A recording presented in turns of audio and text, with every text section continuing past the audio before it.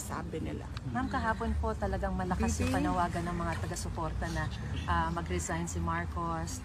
Sinabi po ng Malacanang ngayon na kung pinagre-resign po nila ang Pangulo, sino ang makikinabang? Kahit sabihin po ni VP Sara o kayo nagsabi niyan, kayo pa rin daw po ang makikinabang. Meron po ba kayong Pilipino?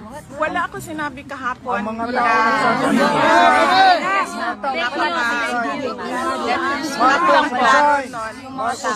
first speaking ko, hindi ko siya wala akong sinabi kahapon na BBM resign. Hindi ko yan ever sinabi. Maliwanag yung sinabi, nandun ka rin, GMA kahapon. Sir, let her speak. Excuse me, your head. Wala akong sinasabi ever na dapat mag-resign si BBM. Ang sinabi ko lang kahapon, sabi ko kung nananawagan kayo ng BBM resign, bigyan nyo ng rason kung bakit yan ang panawagan ninyo sa kanila. And then I gave them example. It was very clear. I gave them, well yan, ayan, may example po dito. Hindi namin naiintindihan yung sinasabi niya.